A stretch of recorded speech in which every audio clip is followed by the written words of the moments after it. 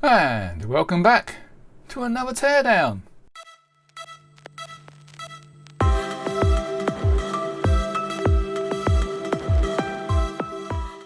I've just been given these. They don't work. And the person who gave them to me said they have never worked. Not from day one. But as you can see, they're beginning to show signs of age. Can't see that there. It's cracking. Plastic's cracking. Anyway, without further ado, let's get inside. Get a screwdriver. That bit. Alright, we'll just take that one out of the way. We'll spin this one over. Doesn't want to fit. Well, one.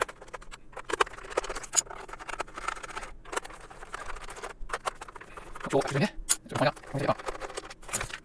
2, 4, 5, 6 in there somewhere. Where is 6? 6 in there. Right. Get the screws out of the way. Alright, what do we got? We have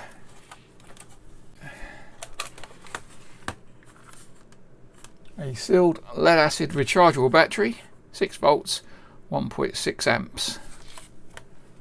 Has it got anything? It's my old trusty Maplin white gold meter from a long time ago. It's quite old.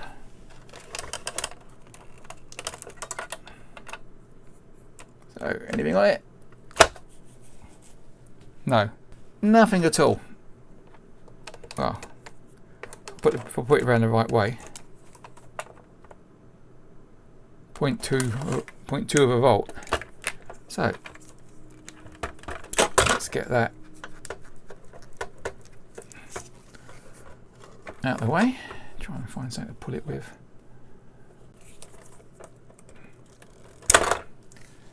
One battery out of the way. That gives us the PCB. I did find a data sheet for this. I'll pop it up in a minute. We have a charge indicator, a power indicator, a test button, off, low and high, and a circuit board. Right, here we have the data sheet. Let's zoom in and look at the buttons. Right, I'll just highlight the reason she bought it. She wanted it as the emergency light function, so you leave it on charge and when the power goes, the light comes on, or you press the test button to make sure it's charged up. And then we have this, please note the unit is protected from overcharging and will turn itself off when discharged to protect the battery. We'll have a quick look and see if we can find some overcharging protection. That one.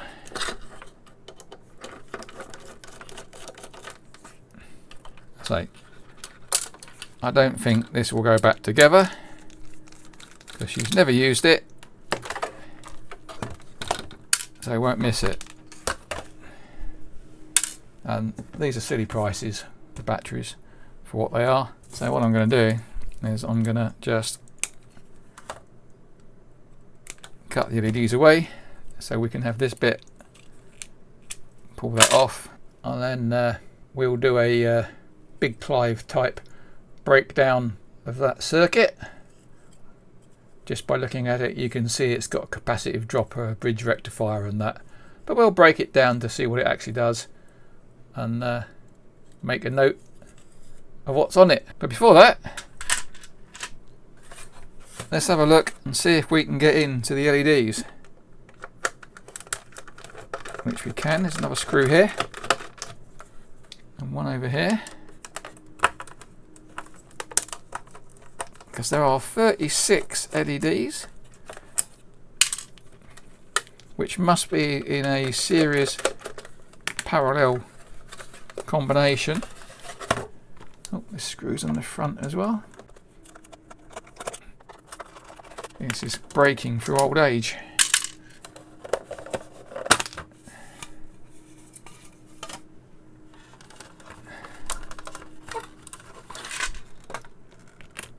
Is it stuck in? No screws. Well, no screws that I can see. Let's turn this attach. Oh, no idea what's there. It's really running. You can see, there's nothing down here holding on. And that thing, it's gonna, oh, I'm just going to break it because I can't see what is holding on. And it's it seems to firmly attach down there. Screwdriver, where's the broken bit? I've got one of the bits for this screwdriver set is broken. Not on there.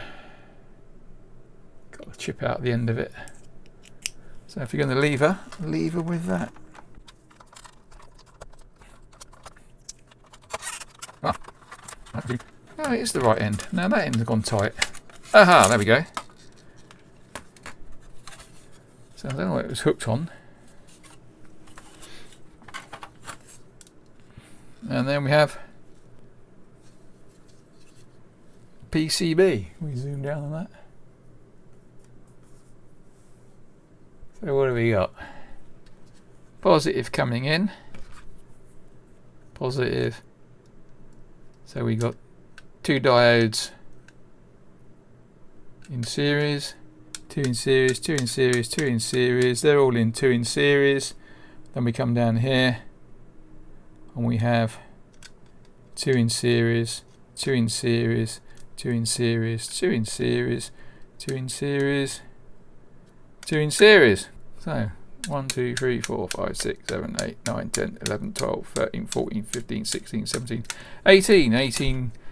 18 pairs of diodes. So that's 36 total. And, so that means it's going to be somewhere around 6 volts, isn't it? 6 volts. Put a power supply on. Right, so we got put that on there. That on there. Set for 0. Let's wind it up. So they've just started at 5 volts. So at 6 volts, 127 milliamps. So quite bright. Could go up bits further, I suppose. How about, let's take it up to, I don't know, 200 milliamps. There we are, 200 milliamps. Not a bad light. Maybe I'll resurrect these and use them as a infill light. So when I'm looking at something like that, maybe I can do that. But they all work and they're quite happy. Turn that off. Right. So we have 2, so there's no point taking that one apart. We'll start to reverse engineer this. It's 3 positions: high, low, well, low, off and high, all the way around. Yeah. High, off, low, test button. Mains comes in on here, battery onto there. Right, I'll do a big live now. I'll place a picture of the board up top, and then I will flip and place a picture of the underside up top so it matches, and then from that we can trace out the circuit. Let's get down to tracing. Right, I've traced out the circuit, and here you can see this is the power supply section, and then this part of the circuit controls the lamp brightness and the lamp's overall function. This is the capacitive dropper part of the circuit. It forms part of a potential divider, with the rest of the circuit being the lower part of the divider. The capacitor limits the maximum current that the circuit can draw from the main supply. The impedance XC of the capacitor is found by the formula 1 over omega C, where omega equals 2 pi f, the frequency. So this example with a capacitor of 200 nanofarads, it gives us an impedance of about 16k, so limiting the current at peak voltage to approximately 15 milliamps from a 240 volt supply. Note there is a large value resistor fitted across the capacitor to discharge the capacitor when the mains voltage is removed. The power supply companies don't like a capacitive dropper circuits, as the power factor is very low, A resistive load where the voltage and current are in phase gives a power factor of 1. But as we can see here, the current in a capacitor leads the voltage by 90 degrees. When the current is at a maximum, the voltage at a minimum, and vice versa, which gives us a power factor of about 0. Which means there can be a very high reactive power requirement, which they need to cater for with their generators and cable sizing, but can only charge for the lower apparent power that a conventional power meter can measure. But with modern day smart meters, this may come to an end. Full bridge rectifier. Well said, Mr. Dancing Eyebrows. We all know who you are. The bridge rectifier doubles the frequency of the rectified mains, so it gives us about twice the current. So we can now determine the average current by the formula. The average current equals 2 times pi times main frequency times the capacitor in farads times 0.89. The 0.89 gives us the kind of averaging bit. It's a magic number, so you don't have to worry about what it does. So putting the values from this circuit in of the supplied voltage of 240 volts times 2 times pi times 50 Hertz times 200 nanofarads times 0.89 gives us a grand total of 13.42 milliamps average current. Moving on to the voltage stabilizer. The capacitor and bridge rectifier just want to supply current and don't care about the voltage as long as it's less than the supply. So we need to define the maximum voltage of circuit after the bridge rectifier we'll see. So if the circuit to the right of the stabilizer does not draw any current, all the current will pass through the Zener diode, so limiting the voltage to 7.5 volts plus a small volt drop across the 6 ohm resistor. Have a think about what will happen if the Zener diode goes open circuit for any reason. Not a lot to see here. The LED just lights up if there's a power supply connected. So, moving on. The diode is to block the DC voltage of the battery feeding back and lighting the power LED. Also to isolate the 22k resistor from the battery as well. We'll see why later. And of course, the fuse to protect the battery from a short on the LEDs, I suppose.